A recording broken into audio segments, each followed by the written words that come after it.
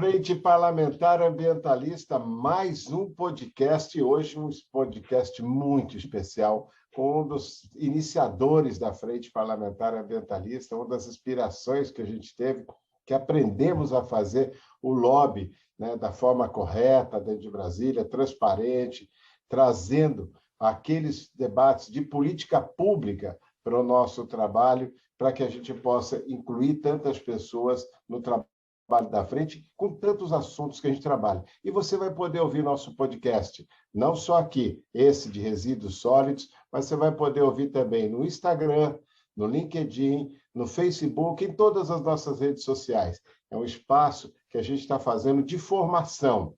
Cada um desses assuntos vai estar te ajudando nessas eleições, nas eleições que vamos ter depois para os governos locais.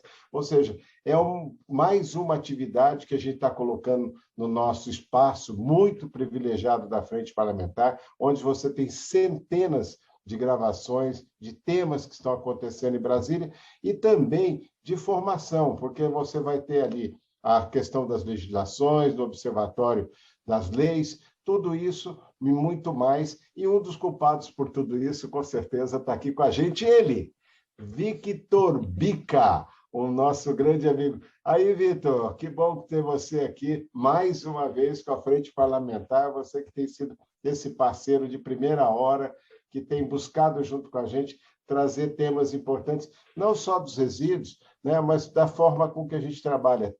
Todos os temas são importantes, da Amazônia, do desmatamento, da questão da saúde pública. Com a gente não tem problema, a gente está sempre trazendo aquilo que interessa para a sociedade. Bem-vindo, Vitor. Obrigado, Mário. Super prazer estar aqui com você no podcast da Frente. Lá atrás, quando a gente imaginou a Frente, o trabalho de construção, você sempre liderando e a gente conseguiu apoiar e fazer com que ela fosse a frente que a gente tem hoje, né? E esse tema de resíduos sólidos é um dos casos de sucesso do trabalho da Frente, na construção de políticas públicas para o país, engajamento dos nossos políticos, da sociedade civil e do avanço das propostas de lei que estavam lá no Congresso ou que estão no Congresso e que muitas vezes a gente precisa dar um empurrãozinho para que elas saiam de lá, né? Nesse então, caso, foi um baita empurrão, hein, Vitor? Mas só lembrando para vocês, o Vitor, além de ser Relações Governamentais da Coca-Cola, ele é vice-presidente do Conselho Diretor da Associação Brasileira da Indústria de Alimentos, a ABIA, um parceiro que está sempre presente aí também, e com mais de anos e anos de atuação como diretor da ABIR, né? Essa associação de defesa institucional do setor. Né? Ele que vem trabalhando aí a questão dos resíduos com a gente, desde a lei dos resíduos, trazendo os catadores, eu acho que esse é um assunto que a gente vai falar também aqui. Mas, ô Vitor, essa nossa lei de a Lei 12.605, né, de 2010, nós tivemos presente na assinatura, quando ela foi sancionada, é um dos instrumentos que mais foram batalhados, foram quase 20 anos que a gente teve, né, de mobilização, com o deputado Arnaldo Jardim, vários dos parceiros da Frente Parlamentar, que instituía a Política Nacional de Resíduos Sólidos, né, e trazia esses instrumentos de diretriz. E aí eu queria um comentário seu. Depois desses 10 anos, como é que você vê a lei, essa coisa que estava ainda provocando grandes discussões, né, com quem vai pagar a obrigação, empurra para lá, empurra para cá. Como é que a gente pode estar tendo efetividade, Vitor, nesse resultado? Porque não pode perder o esforço de tanta sociedade junto nesse trabalho. Como é que você vê isso? Não, legal, Mário. A lei completou agora, no dia 2 de agosto, 12 anos, né? 12 anos.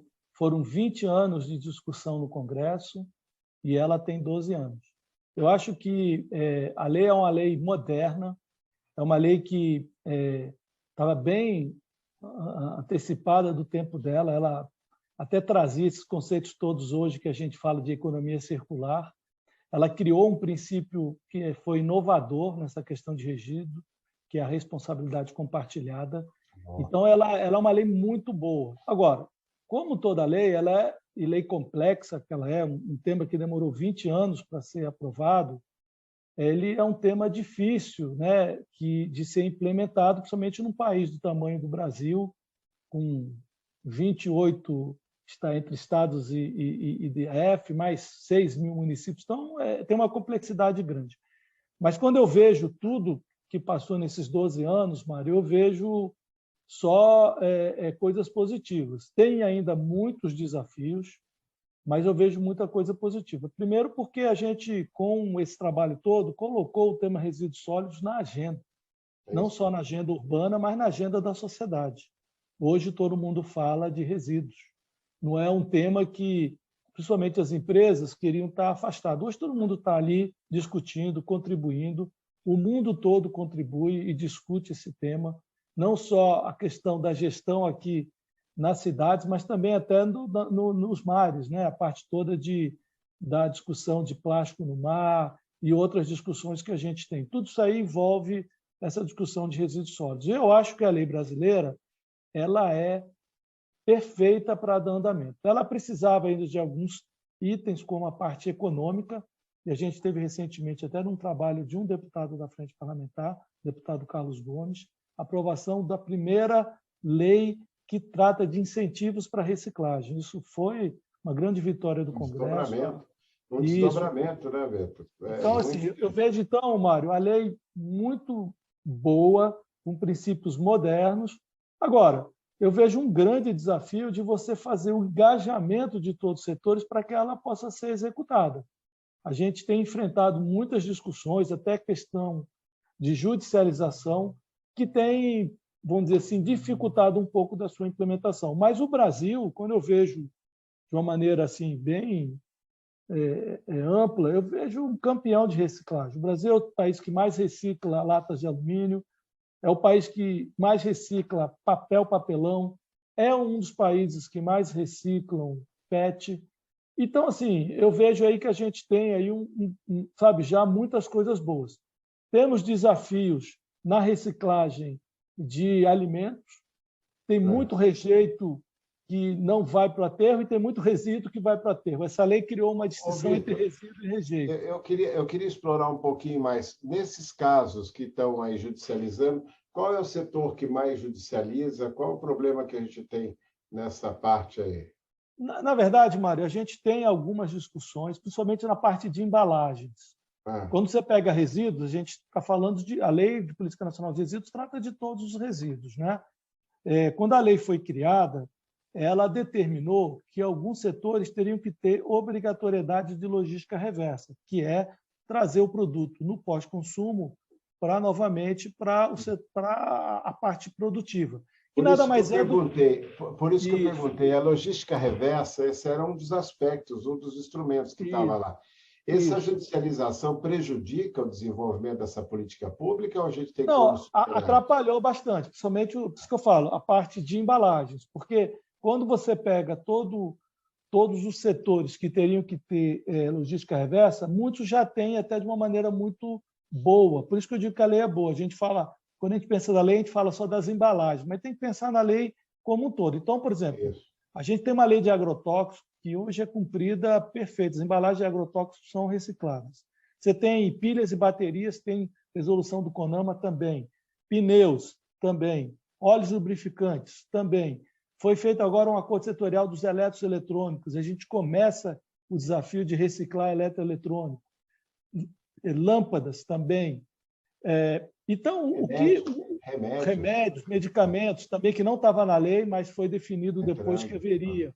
Então, assim, quando você pega todos os itens que são obrigados a ter logística reversa, o mais complexo é a embalagem. Por que é o mais complexo também? Porque é o mais diverso, são itens que não têm rastreabilidade, são difusos, são jogados de uma maneira difusa aí pelo meio ambiente, então é o mais complexo. E a gente teve judicialização nessa discussão de embalagens. Isso realmente atrapalha porque há um desengajamento, Mário, dos setores que já estão avançando. Porque quando você judicializa de uma maneira geral, entendeu? Eu acho que a gente conseguiu já avançar na questão da judicialização. Acho que hoje existe um engajamento maior. O Ministério Público tem participado mais das discussões, mas ainda falta, o nosso grande desafio é um alinhamento maior entre todos os setores. Eu acho que aí que está a grande discussão, porque você brincou, quem é que paga a conta? Essa sempre foi a discussão. quem que paga a conta. E essa conta, para mim, tem que ser paga por todo mundo. Não vai ser um ou outro setor. E cada um vai pagar de uma maneira. Nós, consumidores, pagamos essa conta também, quando a gente tem a obrigação de separar o resíduo em casa. E também a gente não pode pensar somente no resíduo seco, que são as embalagens, mas tem que pensar no resíduo úmido, que é o alimento, né? É tudo aquilo que a gente muitas vezes coloca lá no lixo e pode ser reaproveitado, como compostagem e outras coisas mais. Então, acho que tem um primeiro desafio aí, Mário, que é o engajamento. A gente tem que trabalhar o engajamento de todos, cada um tem que dar a sua parcela dentro desse conceito de responsabilidade compartilhada, e eu vejo muitos bons casos. Claro que a gente ainda precisa avançar muito, mas já tem aí empresas com bastante exemplo positivo, municípios com muitos exemplos positivos. A gente tem aí a parte da sociedade civil se juntando para poder ajudar, e a gente tem aqui uma classe da sociedade que tem feito um trabalho muito legal e que serve de inspiração, que são os catadores. A gente sabe que os catadores têm avançado muito. Né? Antes de entrar nos catadores, eu vou te fazer mais uma pergunta da logística reversa. Eu te procurei uma época para mostrar, por exemplo, ali na região do Lixão de Gramados, no Rio de Janeiro, vários desses, de associações que foram cooptadas, vamos dizer assim, pelas milícias, e que começaram a mandar só nota dizendo que estava fazendo a coleta e tal. É possível a gente estar mapeando isso, da mesma forma que eu recebi isso dos catadores, né, desse pessoal que não admite mais isso, e hoje a gente tem uma consciência muito grande dos catadores, essa organização que tem sido muito forte, e vocês fomentaram muito isso, eu conheço aí todo o pessoal que esteve com a gente. Como é que você vê essa coisa de ainda ter esses... Lógico que a milícia está em tudo, está na arma, está na especulação imobiliária, está no garimpo, na madeira. Então, o crime está compensando, de certa forma. Esse crime vai passar ou a gente tem como estar também não deixando isso se atrapalhar? Mário, eu acho assim, o grande desafio desse setor da reciclagem de resíduos sólidos é a informalidade. A gente tem que acabar com a informalidade. Por isso eu perguntei. Isso, das notas frias, de alguns setores que continuam tratando esse tema de uma maneira bem informal. Então, ou seja, isso prejudica, inclusive, a obtenção de dados, porque, como tudo é informal, a gente tem dados, muitas vezes, inconsistentes. Hoje, quando o pessoal fala qual o índice de reciclagem do Brasil, eu já escutei 2%, 3%. Não é verdade, é muito mais que isso.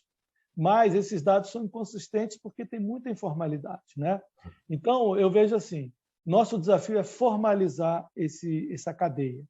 Quando a gente formalizar isso, a gente vai ter uma segurança maior com as notas fiscais e com a contribuição que cada uma desses atores, vamos dizer assim, dão na cadeia. Os catadores são os deles. Hoje a gente tem um desafio ainda de legalização das cooperativas e da formalização do trabalho deles, da emissão de nota fiscal, tudo mais. O governo atual tem procurado criar mecanismos de que esse processo seja mais formal. Então, criou lá um processo todo que envolve o chamado Manifesto de Transporte de Resíduos, o MTR, que entra no Sistema Nacional de Informações de Resíduos, que as prefeituras já têm isso de uma maneira bem organizada, e o desafio agora é encaixar nesse sistema toda a sociedade civil e as empresas, principalmente os catadores, tudo mais. Então, assim, a gente precisa criar uma maneira de trazer para a formalidade essa cadeia. Esse é o grande desafio que a gente tem, porque quando isso não acontece, Mário, geram todos esses problemas que você falou. A questão de alguns grupos informais, a questão até da parte do crime, ou não reconhecimento do trabalho de algumas entidades, ou até mesmo a criação de algumas iniciativas que nem existem de uma maneira fantasma ou fictícia para gerar algum tipo de proveito. Então, a gente precisa trazer essa cadeia para a formalidade. Acho que esse é o grande desafio. Daí trata nisso da questão da rastreabilidade do resíduo. Quem coletou, para onde foi, quem reciclou, não reciclou. Daí a gente vai ter dados mais consistentes, né? Porque hoje os dados não são consistentes, a gente tem muito dado que não representa a realidade. desse setor que recicla muito. Quando você vê, por exemplo, lata de alumínio reciclando 98%. Você não encontra uma lata de alumínio, né? É interessante você falar isso, porque eu sou testemunha desse trabalho da reciclagem de alumínio. Acho que a gente foi o primeiro grande movimento com a SOS Mata Atlântica, Pão de Açúcar, aquele troque lata por árvore. Depois você trocava nas escolas, né, para o computador, várias coisas. Foram grandes movimentos de educação, pode-se dizer assim, de engajamento, né? A partir daí, as outras coisas. Aí eu ouvi algumas coisas assim, mas no Brasil tem muita reciclagem porque as pessoas vivem da mão para a boca, é muito pobre e tal. Nós já passamos, eu acho que esse ponto, né, Vitor? Eu me lembro, desde criança, coletando papel, eu saía com os amigos para ajudar, buscando até mesmo vidro, que hoje não tem, mas que naquela época era muito forte, né? Você vê alguma coisa nisso? Essa organização dos catadores, ela tem ajudado a sair dessa coisa da mão para a boca? Tem tantos exemplos lindos no Brasil de cooperativas, de norte a sul, qualquer lugar. Nós temos aí consórcios entre os municípios fazendo coleta. A ANAMA, essa associação que eu sou agora diretor nacional, né, institucional, um outro parceiro que vocês sempre ajudaram, trazer essa coisa dos catadores, porque a sociedade hoje reconhece o reciclador. É uma coisa impressionante como a gente avançou. Mário, eu acho assim, primeiro, o resíduo virou negócio. Então, hoje, resíduo tem valor e é procurado. Então, esse é o primeiro ponto. Então, não é mais essa questão de porque o país é pobre, as pessoas catam. Claro que continuam coletando, porque é uma maneira rápida e fácil de gerar algum valor, somente no momento aí que a gente teve da pandemia, que muitas pessoas perderam emprego e tudo mais. Mas esse resíduo todo, ele gera valor. E daí entra no que eu te falei da tal da economia circular. Esse resíduo volta e vira um novo produto. E hoje, cada vez mais, há uma procura maior. As cooperativas evoluíram, avançaram. A gente vê hoje grandes centrais de cooperativa trabalhando com empresas, trabalhando com municípios, como você falou. Então, existe aí muitas oportunidades, né? Claro que não existe muita resistência, por isso que no começo eu falei lá que nosso desafio é engajar todo mundo. Mas os catadores já evoluíram. Hoje, eles têm aí sistemas até de contabilização, rastreabilidade de material. A gente vê aí uma inspiração enorme nos catadores do empoderamento feminino. Hoje, grandes centrais são lideradas por mulheres, como aqui em Brasília, a Centicop é liderada pela Aline, que é aquela cooperativa, central de cooperativa que nasceu Tiveram com a gente, com o Roberto, e nasceu do fim com o Ronei, fim do lixão da estrutural aqui em Brasília. Então, as cooperativas evoluíram muito, estão conectadas com as empresas. Então, hoje, o resíduo ele faz parte desses novos ciclos econômicos, de uma garrafa nova, de um produto automotivo, do produto da indústria têxtil. E eu vejo, Mário, uma oportunidade enorme de a gente avançar para outros resíduos, até o resíduo orgânico. A gente vê hoje, dentro até do novo marco legal do saneamento, a quantidade de oportunidade que você tem de biogás, da parte toda de gás carbônico vindo do resíduo, e da parte mesmo de você recuperar esse material, como eu te falei, que estava indo para o aterro e ser reintroduzido em cadeias produtivas. Porque todo esse material ele tem valor, ele vai gerar um produto novo. E hoje é um apelo e uma oportunidade muito grande para isso acontecer.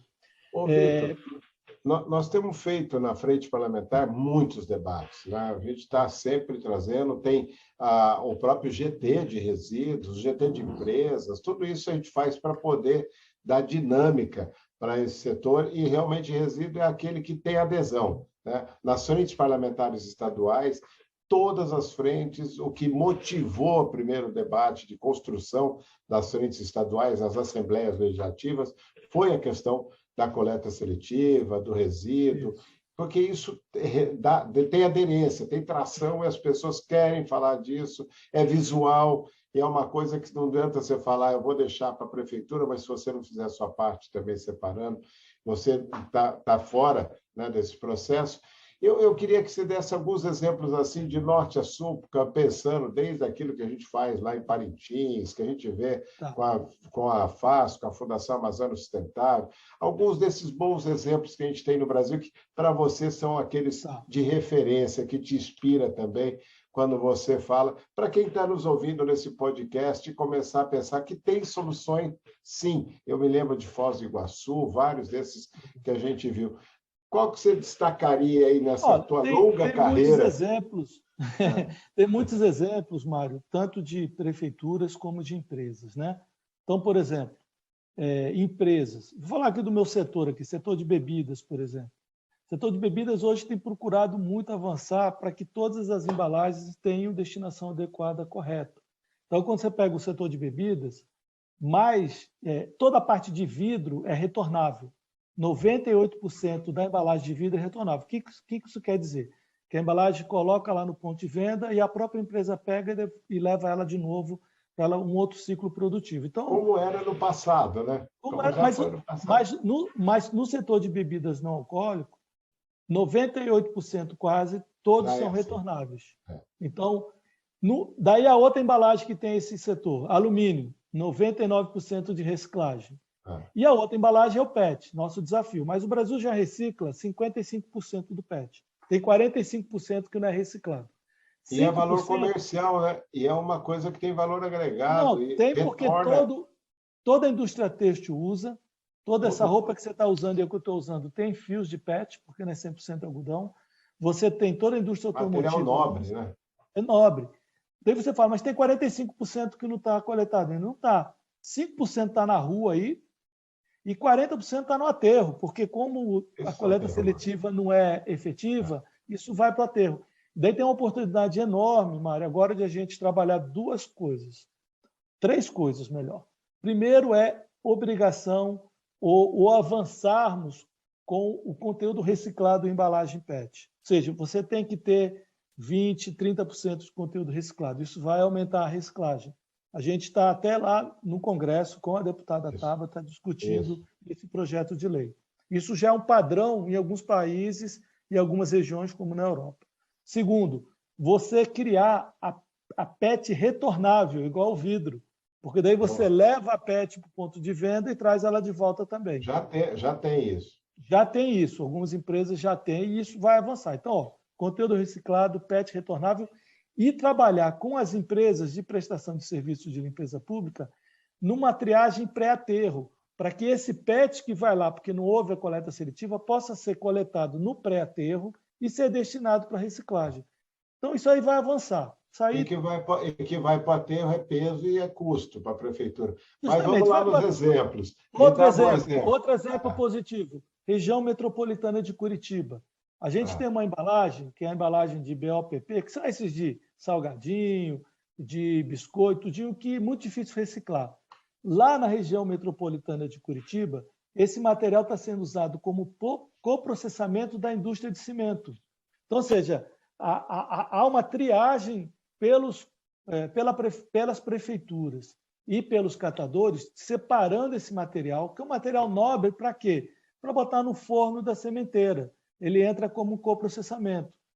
Todo mundo ganha, o catador ganha, a sementeira ganha, o meio ambiente ganha. Então, outro grande exemplo positivo de você ter um material que é bem complicado de reciclar, não dava valor agregado na reciclagem, e hoje você entra como esse material chama-se CDR.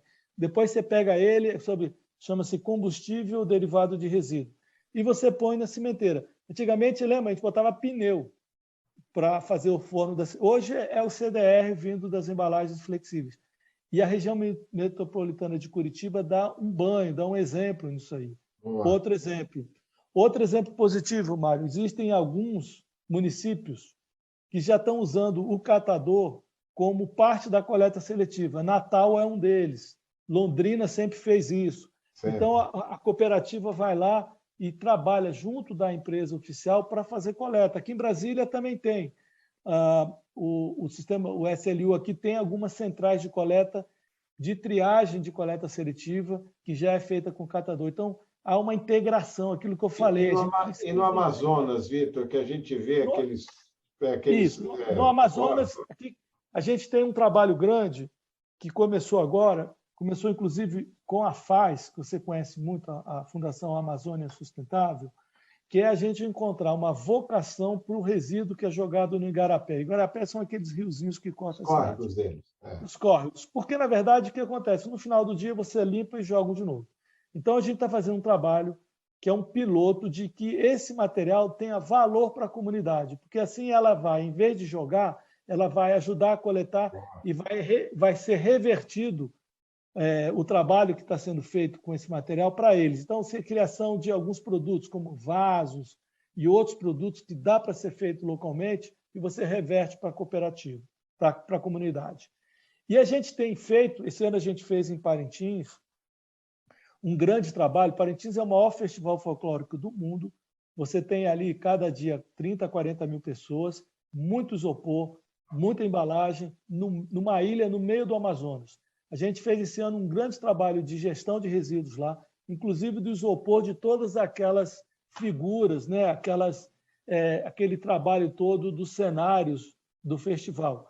Então, você pode reciclar, o isopor é 100% reciclável. Basta você coletar, botar isso na máquina apropriada e faz a reciclagem. Então, eu acho assim... Era queimado, jogado... Era jogado em qualquer lugar. Então, agora a gente... esse ano vai ter a Copa do Mundo também lá no Catar. O Brasil deu um exemplo grande aqui na Copa do Mundo, fez a reciclagem de todos os jogos com os catadores. Então, assim, eu acho que tem um monte de exemplos, Mário, em que a gente tem solução para a questão do resíduo. E quando a gente fala em resíduo, a gente tem que lembrar do resíduo orgânico também, é isso que eu queria falar. Quando você fala de resíduos sólidos, 60% é orgânico, 40% é sólido, embalagem, tudo mais. Grande parte desse orgânico não é reciclado, ele vai direto para o aterro. Aí que tem uma oportunidade grande de reciclagem também, com compostagem e outras coisas mais. Então, assim, próprio em casa, né? O pessoal tem muito desperdício. Se você pegar na cadeia do alimento, desde a hora que ele sai lá do produtor rural, vai para o Ceasa, a gente já perde aí 30%, 40%, depois perde em casa. É um desastre para um país como o nosso perder tanta comida, tanto alimento, e depois não reaproveitar, né? Jogar isso, e é o aterro que sobrecarrega, é custo para todo mundo. Aí você diminui a vida útil do aterro. Então, eu vejo assim, quando você fala hoje do tema de economia circular e gestão de resíduos, essas coisas estão ligadas, você tem uma oportunidade enorme de avançar. E também conectar essas iniciativas todas com o que a gente tem falado agora, e tem sido uma discussão grande aqui na Frente Parlamentar, no Congresso Nacional, que é a questão toda do mercado de carbono, de ter uma economia de baixo carbono, de tudo isso. Isso tudo está conectado. Tudo que você faz para proteger o meio ambiente, você pode gerar ali créditos de carbono lá na frente. E a gente tem visto nesses aterros, que estão chamando aí agora, Mário, de ecoparques, todo o trabalho de biogás, de gerar energia para que seja descontado, gerem créditos de carbono. Então, assim, o potencial é enorme. Eu acho que a gente tem que ver hoje o resíduos como um negócio, o valor que ele tem. Ele não é um rejeito, ele é realmente uma coisa que tem valor e que a gente pode acelerar a economia, gerar empregos e transformar o planeta para que ele fique melhor, né? Ou seja, limpar o planeta. Então, eu vejo aí que a gente tem muita oportunidade. Você falou, eu estava aqui, enquanto você estava falando, estava viajando as ideias aqui, lembrando algumas histórias que me contaram. Eu vi uma história de reciclagem de orgânicos, né? Para uma espécie de pilar, onde tem o presidente da ANAMA, eles estão fazendo o biocomposto, né? Que vai depois para aquele assentamento periurbano que eles estão fazendo, 2.000 famílias, com lotes aí de 2.000 metros, produzindo hoje alimento para merenda, tudo, ninguém mais tem fome lá e tem terra e recebe a sua documentação e você não leva para ali o produto químico, que também é caro hoje em dia, né?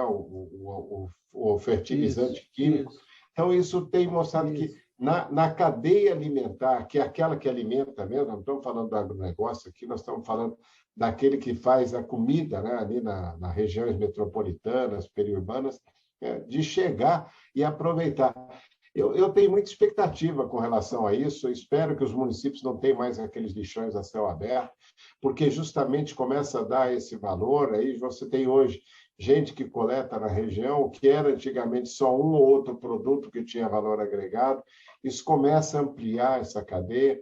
Eu tenho visto aí com as grandes empresas também agora, né, com embalagens, porque está muita coisa vindo para as casas, essas embalagens de papelão, tudo, também hoje um grande mercado, demandando aí cada vez mais o papel e o papelão para se retornar como embalagem dessas de entrega, né? Eu acho que temos um bom cenário, né, Vitor? Eu queria te perguntar aqui, caminhando para o nosso final desse debate, atualmente, quais são as principais estratégias para a gente avançar nessa questão da sustentabilidade, na questão dos resíduos, né? De forma a fazer avanços desses 12 anos que a gente está falando, que a gente teve intensamente envolvido como Frente Parlamentar Ambientalista. E aqui, não é direita, não é esquerda, não é nada, é civilizatório, né? Jogar resíduo, é jogar energia, é jogar coisas que a gente precisa disso, a economia circular, como você falou. Como é que a gente pode estar fazendo avanços nessa questão da política e a Frente Parlamentar pode estar contribuindo, não só em Brasília, mas nas estaduais e agora até nas frentes parlamentares ambientalistas dos vereadores do Brasil, que a gente vai estar trabalhando muito forte para a próxima eleição dos gestores locais. Não, legal, Mário. Essa é uma pergunta chave e muito importante. Hoje, o nosso maior desafio, eu vejo assim, um engajamento enorme de todos os setores, eu vejo grandes oportunidades econômicas para esse material. Eu vejo aí um futuro, como você falou, super positivo. Nosso maior desafio, alinhamento legislativo. Hoje a gente tem a Política Nacional de Resíduos, que precisa de algumas regulamentações. Como isso muitas vezes não vem no tempo adequado, a gente vê os estados e os municípios legislando na questão de resíduos também. No final do dia, na maior boa vontade, a gente tem uma colcha de retalhos de legislações. Daí você imagina que num determinado lugar você tem algumas obrigações, em outro estado você tem outra, tem a política nacional que determina mais outra coisa. Então, a gente tem uma confusão muito grande nessa questão de resíduos e que muitas vezes as empresas que operam nacionalmente, que talvez sejam as que mais tenham a contribuir com esse tema, não sabem nem o que fazer, porque tem que cumprir uma determinada legislação no estado, depois vai para um município vizinho, tem que ter uma outra diretriz. Então, assim, eu acho que nessa discussão envolvendo, né, o Congresso Nacional, onde a Frente Parlamentar Ambientalista atua, as frentes estaduais, que você trabalhou muito bem e montou, e agora essa discussão na ANAMA com os municípios, a gente precisa promover um alinhamento final da legislação de resíduos. Qual é a responsabilidade de cada um, quais são as oportunidades, para que haja um cenário claro, porque hoje esse cenário, muitas vezes, ele é cinza, que gera até aquela judicialização que eu te falei lá no passado, porque há muitas dúvidas. E claro, isso não é um problema só do Brasil. Agora mesmo eu estava falando essa semana com o pessoal do México, e a Suprema Corte Mexicana votou essa semana dizendo que a legislação, a obrigação de resíduos sólidos é da União, e tem que ser seguida da União, e depois os estados e municípios têm que fazer esse alinhamento. Aqui a gente não está dizendo que estados e municípios não possam legislar, até porque a nossa Política Nacional de Resíduos diz que eles podem criar legislações mais restritivas ao que tem. Mas se a gente não tiver esse alinhamento, vai ser difícil a gente avançar na legislação, porque vai ser difícil você cumprir e você avançar em todas as oportunidades. Então, eu acho que dentro dessa discussão, até a gente está no ano eleitoral, eu acho que vale muito a pena a gente trabalhar, Mário, como Frente Parlamentar Ambientalista e frentes estaduais e de alguns municípios, esse alinhamento. Daí tem um papel importante da Frente Parlamentar aqui no Congresso, da ANAMA, que cuida da parte de municípios, e daquelas frentes estaduais que a gente criou para que a gente pudesse ter fóruns de discussão também, para que haja um alinhamento disso aí. E trazer todo mundo. Eu acho que tem que trazer os municípios, Ministério Público, empresas, sociedade civil, catadores, tem que todo mundo sentar e fazer um grande alinhamento. Com isso, a gente vai conseguir aproveitar e capturar todas essas oportunidades que tem. Assim, novamente, o Brasil é um país que recicla muito, é exemplo para outros países. A gente ainda tem, claro, muitos desafios, mas a gente já tem muita coisa positiva nesses 12 anos de política Ô, nacional. Vitor, até por uma questão de justiça, eu estava esquecendo de um dos exemplos. Você me provocou. Eu te provoquei, no fim, agora eu fiquei provocado. Que é da Tetra Pak. Pô, foi o nosso grande parceiro da Frente Parlamentar. Quem diria que a Tetra Pak ia estar fazendo aquelas telhas, aquelas coisas que começou a ser usada? E pelo Fernando von Zuber, que trabalhou com a gente, que desenvolveu a tecnologia de aproveitamento da Tetra Pak aqui no Brasil. Olha só a ciência aí também nos resíduos, trazendo. Isso foi uma grande inovação. Eu acho que vale a pena nesse assunto do nosso podcast. E é isso, Mário. Se a gente pegar esses casos positivos, a gente falei 2 ou 3, mas você tem inovação em embalagens por exemplo, já existe embalagem PET vindo do etanol, não mais do petróleo. Muito Isso foi com o etanol brasileiro. Você tem esse aí da Tetra Pak, você tem as embalagens retornáveis de PET, tudo inovação brasileira. O Brasil tem feito muita coisa positiva para a reciclagem. Essa questão toda de lata de alumínio, que nós somos campeão mundial de reciclagem. Então, tem muito exemplo positivo. E eu vou te fazer uma outra provocação antes da gente encerrar aqui, porque eu estou começando a gostar e estou no limite do nosso tempo do podcast. Mas e essa questão de ESG, que agora todo mundo fala, né, dessa questão da governança, environment, gestão, essa coisa toda, como é que você vê isso que está ficando na moda? Isso também pega na nossa parte dos resíduos? Claro, eu acho que eu vejo isso de uma maneira positiva, porque isso reforça aquilo que eu te falei, que hoje existe um engajamento empresarial nesse tema. A Bolsa de Valores, a B3, tem índice de ESG. Qualquer empresa hoje tem metas de ESG. E eu acho que essa é a grande oportunidade para a gente promover esse engajamento e fazer a política de resíduos avançar mais rápido.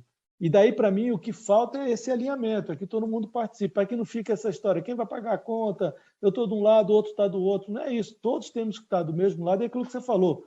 Não tem aqui política, não tem nada. Tem um trabalho sério de fazer o meio ambiente avançar, de aproveitar essas oportunidades que o Brasil é inovador e é benchmark no mundo, e fazer a gente poder cada vez mais reciclar, ter aí uma gestão que promova essa tal de economia circular e faça com que o planeta fique melhor. Que, por exemplo, vocês começaram lá no Tietê, né?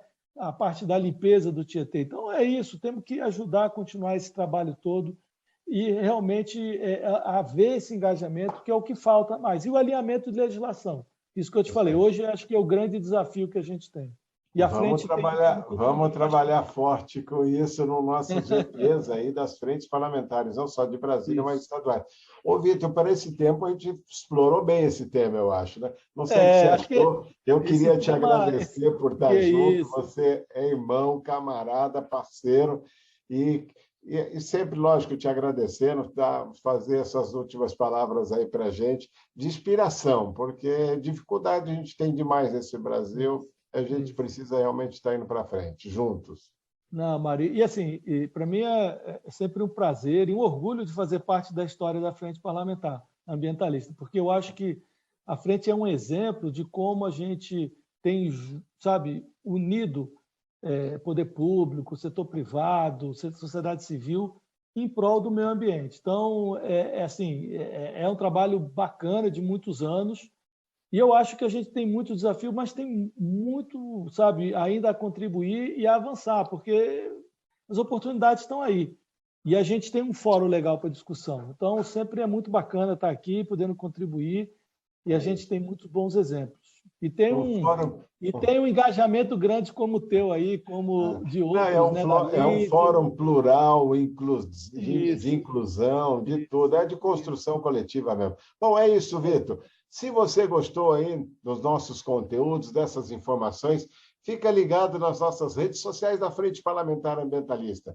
Uma semana toda a gente vai ter sempre um podcast que vai estar trazendo assuntos por dentro das políticas, das eleições, do meio ambiente, de tudo que tem importância, que não só acontece em Brasília, mas acontece também no seu dia a dia.